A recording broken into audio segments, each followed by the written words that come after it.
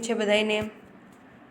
જો 9મા ધોરણની અંદર આપણે સરસ મજાનું 1 થી 6 પ્રકરણ છે એનો અભ્યાસ કર્યો છે. ત્યાર પછી વ્યાકરણની અંદર પણ વિશેષણ, સંજ્ઞા, સર્વનામ એનો પણ અભ્યાસ કર્યો છે. આજે આપણે 7મું કાવ્ય જે છે કામ કરે ઈ જીતે. ખરેખર આ કાવ્યની અંદર પરિશ્રમનો મહિમા છે વર્ણવાયો છે. પરિશ્રમ એટલે કે મહેનત, કે જો આપણે મહેનત કરીએ તો આપણે ધાર્યું પરિણામ છે એ પ્રાપ્ત કરી શકીએ છીએ. જે કામ કરે છે એ જ જીતે છે, એને જ જીત પ્રાપ્ત થાય છે. માત્ર વિચારોના ઘોડા ઘડે એને કંઈ પ્રાપ્ત થતું નથી. એટલે ખરેખર સૂતેલા સિંહના મોઢામાં હરણાઓ આપોઆપ પ્રવેશી જતા નથી. એ તમને પણ ખ્યાલ છે. કોઈ પણ આપણે વિચાર કરીએ તો ખરેખર એ વિચારવું આપણું સપનું હોય એને પૂર્ણ કરવા માટે થઈને મહેનત કરવી પડે, પરિશ્રમ કરવો પડે. એટલે જ કહેવાય છે કે પરિશ્રમ એ જ પારસમણી છે. ખરેખર આપણે જે મહેનત કરીએ ને એ જ ઉત્તમ છે. પરિણામ તો મળી જ જશે. મહેનત કરવી એ જ સાચી દિશામાં, સાચી નીતિથી મહેનત કરો એટલે સફળતા તમારા હાથ વગી જ છે. ઓનલાઈન શિક્ષણ લ્યો છો તો સારી રીતે લેક્ચર ભરો, વ્યવસ્થિત બુક બનાવો, જે તમને સમજાવાય છે સારી રીતે સમજો તો ખરેખર ધાર્યું પરિણામ તમે મેળવી શકો છો. પછી તમે વિચારોના ઘોડા જ ઘેડા કરો કે નહીં ઓનલાઈન શિક્ષણ છે તો અમને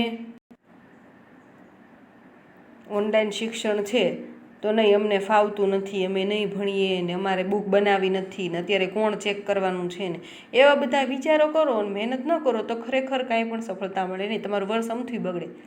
એવો જ વિચારો કરો આ વખત તો બગડવાનું છે, ગમે એમ કરી તો બગડે જ.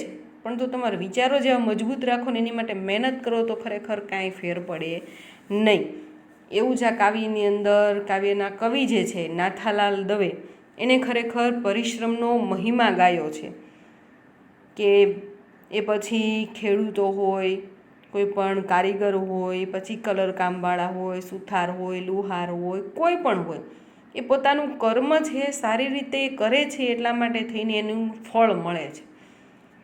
એટલે ખરેખર નાથાલાલ દવે નામના જે કવિ છે એને આ કાવ્યનો પ્રકાર છે ગીત કાવ્ય. એની અંદર સરસ મજાનું વર્ણન છે એ કરેલું છે. હવે આપણે નાથાલાલ દવે જે છે એનો પરિચય મેળવીએ તો તેમનો જન્મ ભાવનગર જિલ્લાની અંદર ભુવા ગામ નામનું ગામ છે ત્યાં થયો હતો.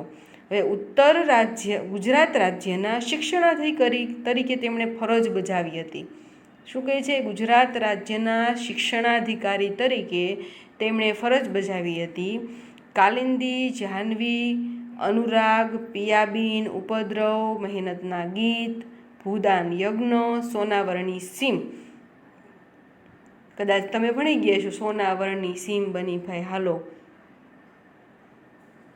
હાલો ભેરું ગામડે, અને મુખવાસ તેમના કવિતા સંગ્રહો છે. ગેયતા એટલે ટૂંકમાં એમના જેટલા કાવ્યો છે એની અંદર પરિશ્રમ, મહેનત એ વિશેના કાવ્યો છે એ વધારે છે. ગેયતા, પ્રકૃતિ ચિત્રો અને ગ્રામ ચિત્રો તેમની કવિતાની વિશેષતા છે. ગામડાનું સરસ મજાનું ચિત્ર આપેલું હોય, ખેતરનું ચિત્ર આપેલું હોય, ખેડૂતો કામ કરતા હોય એવું ચિત્ર આપેલું હોય, અને એ લખેલું હોય કે હાલો ભેરું ગામડે સોનાવરણી સીમ બની. સીમ એટલે કે ખેતર, સોનું પકવે છે તો એના માટે થઈને આપણે પણ મહેનત કરવી પડે. ત્યાર પછીનો પેરેગ્રાફ છે એની અંદર ખરેખર કાવ્યની અંદર શું છે એ આપણે જોઈએ તો કામ કરે ઈ જીતે માનવીય પરિશ્રમનું ગૌરવ કરતું જાણીતું ગીત સ્વરૂપનું કાવ્ય છે. તો ખરેખર તમને એક્ઝામની અંદર નિબંધ પૂછાય કે પરિશ્રમ એ જ પારસમણી, એવો નિબંધ પૂછાય તો એની અંદર તમારે ખરેખર મહેનત શું છે, મહેનત કોને કહેવાય એ બધું જ લખવાનું આવે. મુદ્દા તમને આપેલા જ હોય, મુદ્દા ઉપરથી તમારે અલગ અલગ પેરેગ્રાફ કરીને લખવાનું આવે. તો એની અંદર તમે આ કાવ્યની નોંધ કરી શકો કે નાથાલાલ દવે નામના કવિ છે એને પરિશ્રમ વિશે, મહેનત વિશે ઘણા કવિતા સંગ્રહો લખેલા. તમને નામ આવડે તો લખવાના કે હાલો ભેરું ગામડે, સોનાવરણી સીમ. ખૂબ જ સરસ એની તમારા જે પરીક્ષક હોય પેપર ચેક કરતા હોય એની ઉપર ખૂબ સારી અસર પડે ને તમને માર્ક્સમાં પણ વ્યવસ્થિત માર્ક્સ આવે તમારા. એટલે ખાસ યાદ રાખજો. ત્યાર પછી કહે છે કે પરિશ્રમ એ હાથ એટલે કે બાવડાની નીપજ છે. જે પરિશ્રમ કરે એ જ જીતે છે અને દેશને તથા દુનિયાને બદલી નાખે છે. કવિએ મહેનત સાથે હૈયાના ખમીરની, સાહસની અને સામૂહિક પુરુષાર્થની વાત કરીને સ્વનિર્ભરતા અને સ્વમાનની રખેવાળી કરવાનું સૂચવ્યું છે. સ્વમાન શબ્દ, જ્યારે કોઈનું સ્વમાન ઘવાય ત્યારે નવી એક પ્રકૃતિનો જન્મ થાય છે. ઘણા બધા પિક્ચરની અંદર પણ તમે જોયું હશે કે સાવ સામાન્ય માણસ હોય, પરંતુ ક્યારેક એનું એવું સ્વમાન ઘવાઈ જાય તો ખરેખર એ સામાન્ય માણસમાંથી પણ ઉપર ઉઠી અને કેવો એક સફળ બિઝનેસમેન બને છે. એ ઘણા ઉદાહરણો તમારી પાસે હશે. તળપદી ભાષામાં કવિએ શ્રમની પવિત્રતા પ્રગટ કરી છે. તળપદી ભાષામાંની અંદર ઘણા બધા તળપદી શબ્દો પણ આવે છે. એમાં પહેલું છે કે કામ કરે ઈ જીતે રે માલમ, કામ કરે ઈ જીતે, આવડો મોટો મલક આપણો બદલે બીજી કઈ રીતે. તમે જુઓ, આપણા જે રાષ્ટ્રપતિ હતા અબ્દુલ કલામ, એ પણ સામાન્ય કુટુંબમાંથી આવતા હતા, પરંતુ ખરેખર એમને મહેનત કરી, પરિશ્રમ કર્યો, ત્યાર પછી ખરેખર ધીમે ધીમે એઓ વૈજ્ઞાનિક બન્યા, રાષ્ટ્રપતિ બન્યા. આપણા વડાપ્રધાનને જ જોઈ લો. ત્યાર પછી ઘણા એવા બધા વ્યક્તિઓ છે, યુગ પુરુષો છે, સ્વામી વિવેકાનંદ હોય કે પછી દયાનંદ સરસ્વતી હોય, એવા ઘણા બધા યુગ પુરુષો છે કે ખરેખર એમણે એમની મહેનતથી, પરિશ્રમથી આ સમાજને બદલવાની રાહ છે એ જોઈ છે. રાજા રામમોહન રાય છે, તેમણે જે સતી પ્રથાનો ધારો છે, પછી દીકરીને દૂધ પીતી કરવાનો રિવાજ હતા, એ બદલ્યા. ક્યારે? એમને ખૂબ મહેનત કરી, મુશ્કેલીઓનો સામનો પણ કર્યો, પરંતુ ખરેખર એમનામાં એ રૂઢિચુસ્તતા છે, એ બદલવાનું સાહસ હતું અને એના લીધે લોકો એની પાછળ એમનો ટેકો બની અને ચાલી અને ખરેખર એ પ્રથાને નાબૂદ કરાવડાવી. એટલે ખરેખર આ કાવ્યની અંદર આપણે એવું જ સાહસભર્યા શબ્દો છે એ જોવાના છે. અને ખરેખર આ કાવ્યની અંદર ઘણા બધા તળપદા શબ્દો પણ આવશે. આપણે પરિચય ધીમે ધીમે લેતા જઈએ. કામ કરે ઈ જીતે રે માલમ, કામ કરે ઈ જીતે, આવડો મોટો મલક આપણો બદલે બીજી કઈ રીતે. તમને ખ્યાલ જ છે કે આપણો ભારત દેશ છે કેવડો છે. એક્ઝામની અંદર પૂછાય, યાદ રાખજો. ભારત દેશ, આખા ભારત દેશનું જે ટૂંકમાં જમીનની હોય, કેટલી જમીન છે, કેટલા ચોરસ મીટર છે, પછી આપણા ભારત દેશની અંદર કેટલા રાજ્યો આવેલા છે, જેને ખબર ન હોય ને આ બધું આપણો કાવ્ય પૂરું થાય એટલે છેલ્લે લખી નાખવાનું. ભારત દેશની અંદર કેટલા કુલ રાજ્યો આવેલા છે, પછી દરેક રાજ્યના મુખ્યમંત્રી કોણ છે ને રાજ્યપાલ કોણ છે, અને દરેક રાજ્ય જે છે એનું પાટનગર કયું છે. આપણું કેમ ગુજરાત છે, ગુજરાતનું પાટનગર ગાંધીનગર છે. એવી જ રીતના બધા જે રાજ્ય છે એના અલગ અલગ પાટનગર હોય. એટલે એ રીતે તમારે જેટલા રાજ્યો છે એટલા બધા રાજ્યના લખી કાઢવાના. હવે જો અહીંયા શું કહે છે કે કામ કરે જીતે રે માલમ, કામ કરે જીતે, આવડો મોટો મલક આપણો બદલે બીજી કઈ રીતે. કે જે મહેનત કરે છે એને લીધે જ ખરેખર આપણો દેશ છે ખરેખર ચાલી રહ્યો છે. માત્ર સરકાર જે છે એના લીધે ચાલતો નથી. નાનામાં નાનો વ્યક્તિ જે છે માત્ર રોજે રોજનું કમાય છે, એનાથી લઈ અને મોટા મોટો માણસ જે બિઝનેસ કરે છે એને અરબો રૂપિયા કમાય છે, ત્યાં સુધી બધા વ્યક્તિઓનો સાથ એ આપણા ભારત દેશને સમૃદ્ધ બનાવવામાં રહેલો છે. એ અરબોપતિ બન્યો હોય ક્યારે? કે આ બધા નાના માણસો જે છે એ કામ કરતા હોય, એને સાથ આપતા હોય, એનો બિઝનેસ છે એ વધારવામાં મદદરૂપ થતા હોય, ત્યારે એ અરબોપતિ બને. એમનામ તો બને નહીં. પોતે તો શું કરવા, નિર્ણયો જ લેવાના હોય. કામ કોને કરવાનું છે? નાના માણસોને.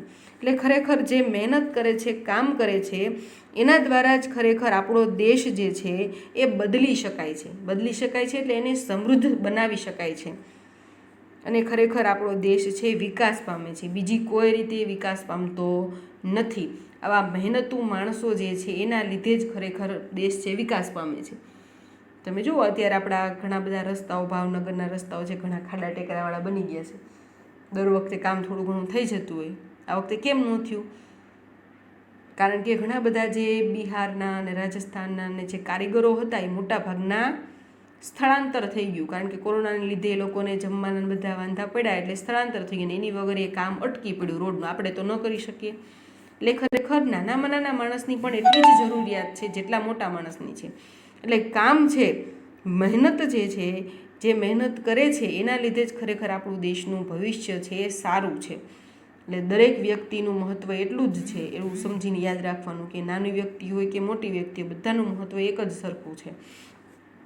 ત્યાર પછી બીજી પંક્તિની અંદર કહે છે કે ખેતર ખેડીને કરો સીમ સોહામણી, બાંધો રે નદીઓના નીર, માગે છે દેશ આજ મહેનત મજિયારી, હૈયાના માગે ખમીર.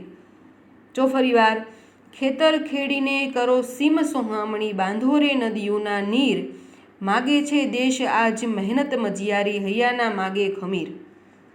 ખૂબ જ મહત્ત્વની વાત છે આની અંદર કરવામાં આવેલી છે. એ તમને કાવ્ય પંક્તિ યાદ રાખજો. એક્ઝામની અંદર ગમે ત્યારે નિબંધ તમને પરિશ્રમનો પૂછાય તો આ પંક્તિ તમે ટાંકી શકો સરસ મજાના અલગ પેનથી, કે ખેતર ખેડીને કરો સીમ સોહામણી. ચોમાસાની અંદર, ચોમાસાની પહેલાં આમ તો ખેડૂતો જે છે એ પોતાની જમીન તૈયાર રાખે ખેડીને, કે વરસાદ આવે એટલે તરત આપણે અંદર બીજ વાવીએ એટલે ઉગી જાય. એટલે કહે છે કે ખેતર ખેડીને સીમને સુંદર બનાવી નાખો. ચોમાસાની શરૂઆત થવાની હોય ત્યારે ખેડૂતો જે છે એ જમીન છે તૈયાર ખેડીને રાખી દે, અંદર બીજ વાવવાનો હોય કે જે પણ હોય ચાંસ પાડીને સરસ તૈયાર રાખી દે. કે છે નદીઓના નીર પર બંધ બાંધો. આજુબાજુમાં નદી હોય તો ખરેખર હવે તો જો ગામડાની અંદર ઘણી જગ્યાએ એવા નાના નાના બંધ બાંધેલા હોય છે. શા માટે? કારણ કે પાણી જે વહી જાય અને દરિયામાં ભળે એની કરતાં બંધ બાંધેલા હોય તે પાણી ત્યાં રોકાય છે અને પાણી છે એ સિંચાઈ માટે ઉપયોગમાં આવી શકે. એટલે કે છે કે નદીઓના નીરને બાંધી લ્યો. ત્યાર પછી કહે છે માગે છે દેશ આજ મહેનત મજિયારી. મજિયારી શબ્દનો અર્થ શું થાય? સહિયારી, બધાનો સાથ હોય તેવી મહેનત. દેશ આજે પ્રજા પાસે સહિયારી મહેનત માગે છે, બધાનો સાથ હોય, સહકાર હોય તો જ ખરેખર આપણા દેશને આપણે આગળ લઈ જઈ શકીએ છીએ. હમણાં મેં તમને વાત કરી તેમ કે કોઈ પણ વાત હોય, બધા ખેડૂતો જે છે એ સારી રીતે પાક લે તો ખરેખર આપણો દેશ જ સમૃદ્ધ થવાનો છે ને. એ પોતે તો સમૃદ્ધ થશે પણ એના લીધે બધાને એનો જે છે એ હિસ્સો મળશે. એટલે ખરેખર એ વાત છે. એ જો સીમ શબ્દનો અર્થ શું થાય? ગામની સીમા.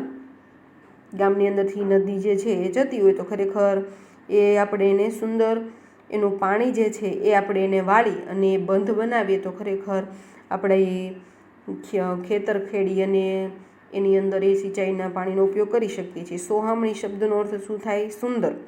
અને આવડો શબ્દનો અર્થ શું થાય? આટલો. ખાસ યાદ રાખજો, જ્યાં તળપદા શબ્દો હોય ને આ તળપદા શબ્દોનો અર્થ છે યાદ રાખવાનો.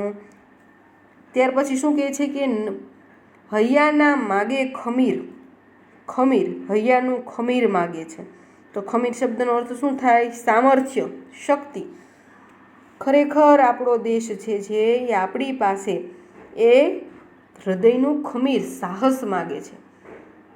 કહેવાય છે ને કે ઘણા બધા કામો તો ઘણા બધા હોય પણ બધા કામ દરેક વ્યક્તિ કરી શકતું નથી. હમણાં વાત કરી તેમ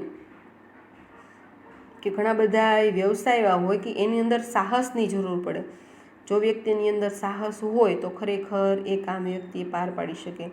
જે કામ એક ડ્રાઈવર કરી શકે એ કામ ખેડૂત ન કરી શકે, અને ખેડૂત જે કામ કરી શકે એ પેન્ટર ન કરી શકે, અને પેન્ટર જે કાર્ય કરે એ લુહાર ન કરી શકે, લુહાર જે કાર્ય કરે એ સુથાર ન કરી શકે, સુથાર કરી શકે એ મિસ્ત્રી ન કરી શકે, મિસ્ત્રી જે કાર્ય કરી શકે એ કોઈ વ્યવસાયકાર ન કરી શકે, બિઝનેસમેન ન કરી શકે.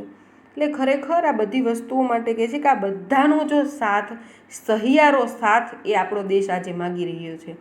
તો ખરેખર આ બધા જ એક સાથે માત્ર દેશનો વિકાસ માટે કાર્ય કરે તે પોતે તો સમૃદ્ધ થાય જ, પણ એના લીધે દેશ પણ સમૃદ્ધ થાય.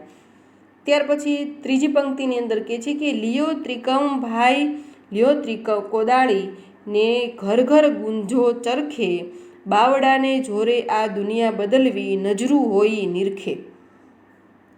શું કે છે આની અંદર કે ભાઈ હવે જ્યારે ચોમાસાનો સમય નજીક આવવાનો છે તે ખરેખર હાથમાં ત્રિકમને કોદાળી લઈ લ્યો, ઘર ઘર ચરખો ગુંજે. ઘર ઘર ચરખો એટલે કે રેટીઓ, સૂતર કાપવાનું યંત્ર. ચરખો તમે જોયું છે કે આપણા દેશની અંદર કોઈ પણ વિદેશી મહેમાન જ્યારે આવે ત્યારે વડાપ્રધાન છે ને અમદાવાદની બાજુમાં સાબરમતી જે છે ત્યાં લઈ જાય અને ત્યાં જઈ અને ગાંધીજીનો ચરખો જે છે એ ચલાવડાવે કે કેવી રીતના ગાંધીજી જે છે અને આપણે એ કોટનના વસ્ત્રો જે છે સૂતરા વસ્ત્રો છે એ ત્યાં ખરેખર કેવી રીતના બને છે એ બધી જાણકારી એમને આપે. એટલે ખરેખર ચરખો છે એ આપણા જીવનની અંદર ખૂબ જ મહત્ત્વની વસ્તુ છે. બાવડું એ તો તમને ખબર જ છે, જોરે શબ્દનો અર્થ થાય છે બળે. ઊંચું લ્યો ત્રિકમભાઈ લ્યો કોદાળીને ઘર ઘર ગુંજો ચરખે, કે ભાઈ હવે મહેનત કરવાનો સમય છે એ ખરેખર આવી ગયો છે, તો હવે ત્રિકમને કોદાળી લઈ લ્યો અને ખેતરમાં પહોંચી જાઓ. ઘર ઘર ગુંજો ચરખે, ઘરે ઘરે એ ચરખો જે છે એનો અવાજ આવી રહ્યો છે કે મહેનત કરવાની છે, નવરું બેસવાનું નથી. બાવડાને જોરે આ દુનિયા બદલવી. શું કહે છે લેખક કે દુનિયા આપણે બદલવી હોય, વિચારસરણી બદલવી હોય, ખરાબ વિચારની સરણી છે એને આપણે બદલવી હોય તો ખરેખર એના માટે શું કરવું પડે? તો એના માટે થઈને ખરેખર આપણે મહેનત કરવી પડે, સાહસ કરવું પડે, તો જ ખરેખર આપણે છે એ આપણા દેશને બદલી શકીએ છીએ. અને આપણને ખ્યાલ જ છે કે આપણો દેશ છે કેવો છે, કૃષિ પ્રધાન દેશ છે. અને તેથી જ ખરેખર આપણું સૌ પ્રથમ કર્તવ્ય શું હોય છે ખેડૂતનું, કે ખેતર ખેડી અને આપણી જે સીમ જે છે ખેતર એને ખરેખર આપણે સુંદર બનાવીએ છીએ કે વરસાદ જ્યારે આવે ત્યારે વરસાદ જે છે એ ખરેખર એ ખેતરને ખરેખર સુંદર બનાવી દે અને આપણી જે પાક હોય એ પણ સારો નીપજે.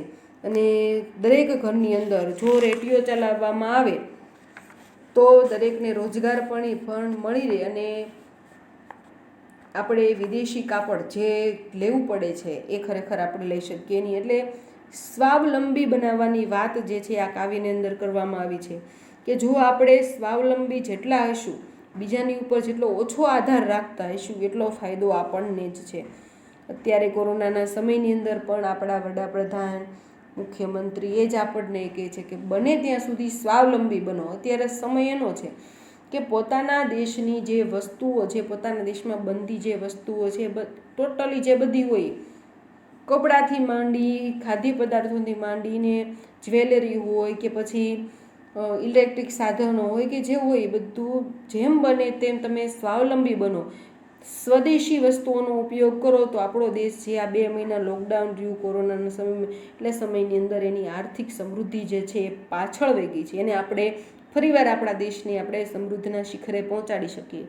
એટલે ખરેખર આની અંદર બધાના સહિયારા સાથની જરૂરત છે એવું આપણે અહીંયા કહી શકીએ છીએ કે જો આપણે આપણા દેશને બદલવો હોય તો ખરેખર બધા લોકોના હૈયામાં સાહસ હોવું જોઈએ, જોમ હોવું જોઈએ, તો આપણા બાવડાના બળે ખરેખર ભારત દેશને આપણે બદલી શકીએ છીએ અને સમગ્ર વિશ્વની અંદર ભારત દેશનો ચહેરો જે છે એ વિકસિત થઈ શકે છે અને ભારત દેશ એક એવો સ્વાવલંબી દેશ છે એ બની શકે છે.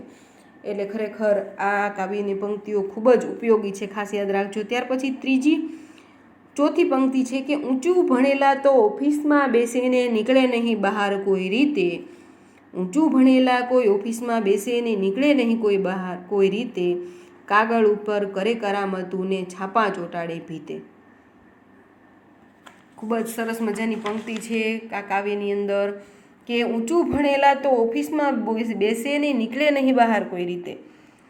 બહુ ભણેલા જે ઉચ્ચ શિક્ષિત લોકો છે ખરેખર ઓફિસમાં બેસે છે, બહાર નીકળતા નથી, માત્ર કાગળ ઉપર પોતાનું કૌશલ્ય છે ઉતારે છે અને દિવાલ પર છાપા ચોંટાડે.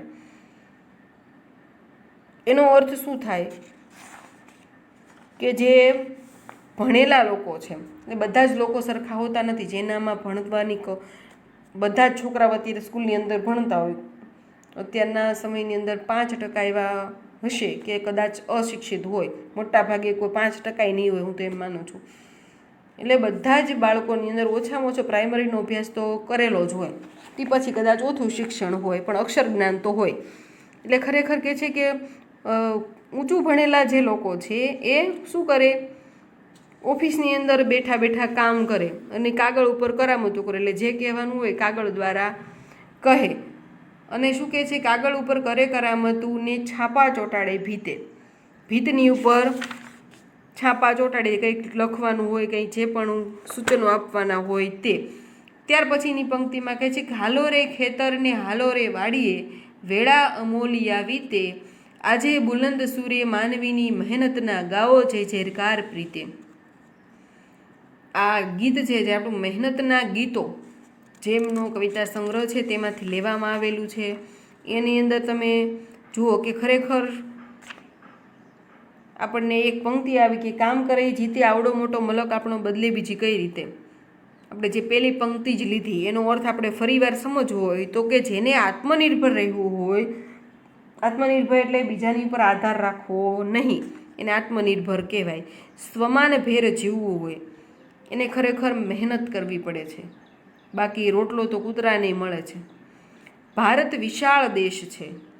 ભારત દેશની દિશા બદલવી હોય, એનો આર્થિક વિકાસ કરવો હોય તો ખરેખર સૌએ સાથે મળીને મહેનત કરવાની જરૂર છે. અને ભારત દેશના વિકાસની અંદર યોગદાન આપવું જરૂરી છે, કેમ કે કામ કરે તેની જીત થાય છે હંમેશા. એ પંક્તિઓની અંદર આપણને ખરેખર મહેનતનું ગૌરવ છે એની અંદર જણાવવામાં આવ્યું છે.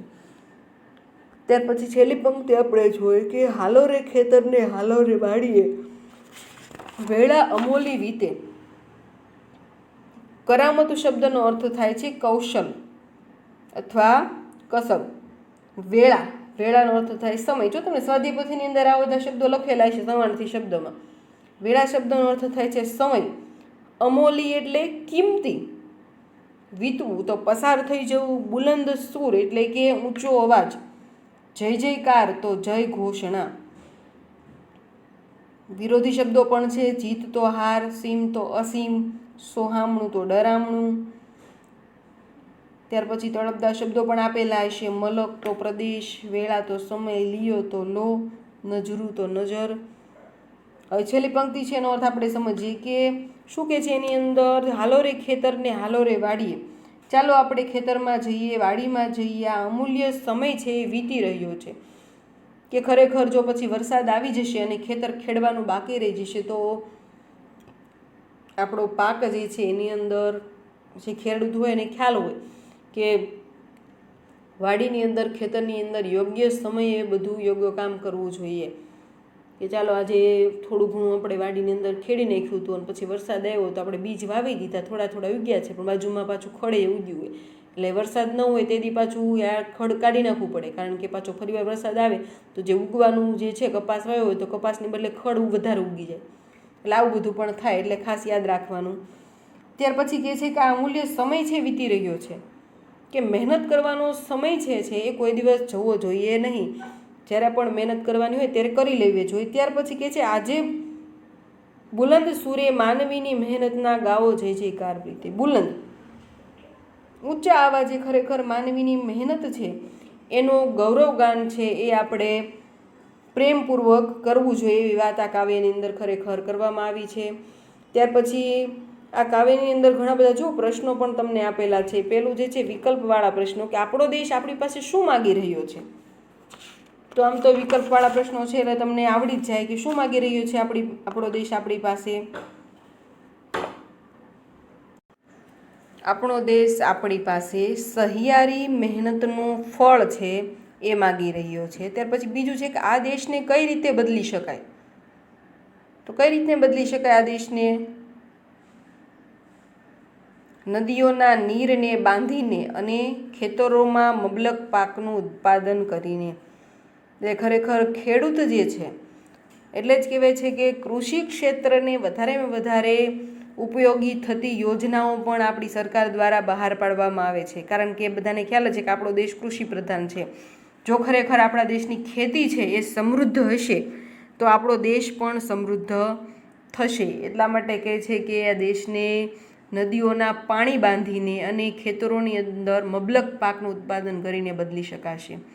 ત્યાર પછી છે કે દુનિયાને કઈ રીતે બદલી શકાય છે. દુનિયાને કઈ રીતે બદલી શકાય? ખૂબ જ મહેનત કરીને, કામ કર્યા વગર, આરામ કરીને કે છાપાને ભીત પર ચોંટાડીને. તો કઈ રીતે? ખૂબ જ મહેનત કરીને. આ કાવ્યમાં આળસનું મહત્ત્વ પ્રગટ થાય છે, પરિશ્રમનું મહત્ત્વ. શું થાય આ કાવ્યની અંદર? પરિશ્રમનું મહત્ત્વ પ્રગટ થાય છે. તમે જો ખૂબ જ મોટા મોટા માણસો જોતા હોય, એક્ટરો જોતા હોય, એની છાપ તમારા મનની અંદર વધારે હોય. અમિતાભ બચ્ચનને જોતા હોય, શાહરૂખ ખાનને જોતા હોય, ઘણા બધાને જોતા હોય, તમને એમ થાય કે ઓહો કેવું સરસ અભિનય કરે છે, એની પાસે તો કેટલા પૈસા છે, તો બધું કરીએ કે, પરંતુ એમના ન આવ્યા હોય. તે બધા એને કંઈ ભલે બાપ દાદાની થોડી ઘણી મિલકત હોય, પરંતુ ખરેખર એના પોતાની અંદર એ કુશળતા છે, એણે પોતાની મહેનતથી પરિશ્રમથી વિકસાવી હોય, ત્યારે ખરેખર એ સમૃદ્ધિના શિખરે પહોંચ્યા હોય, અમથા ન પહોંચ્યા હોય. એટલે બધા જ માણસ, તમે જે સફળ વ્યક્તિને જુઓ છો એની પાછળની કહાની તમે જુઓ, તમને ખ્યાલ પડે કે ખરેખર એ જ્યારે એ સમૃદ્ધિના શિખરે પહોંચ્યા છે તો એને કેટલી બધી મુશ્કેલીઓનો સામનો કર્યો છે, કેટલી મહેનત કરી છે, ત્યારે ખરેખર એ ત્યાં પહોંચ્યા છે.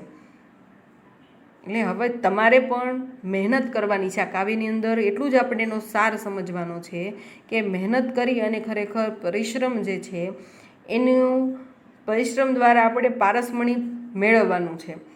હવે જો ત્યાર પછી છે કે 7-8 લીટીમાં ઉત્તર લખો. આ કાવ્યમાં વ્યક્ત થતું મહેનતનું મહત્ત્વ તમારે શબ્દોમાં લખો, એ તો તમે લખી શકો છો. કાવ્યને આધારે શ્રમજીવીની અભિલાષા, શ્રમજીવીની ઈચ્છા, એના વિશે નોંધ લખો. પંક્તિ સમજાવો, કાવ્ય કામ કરે એ જીતે. એટલે સરસ મજાનું તમે લખી શકો. ત્યાર પછી જો વિદ્યાર્થી પ્રવૃત્તિ કરીને આપેલું છે કે એક ખેડૂતની મુલાકાત લ્યો, એની ખેતીની પ્રવૃત્તિની જાણકારી વિશે સમજવા 10 પ્રશ્નો તૈયાર કરો અને એના ઉત્તરોના આધારે મુલાકાત અહેવાલ.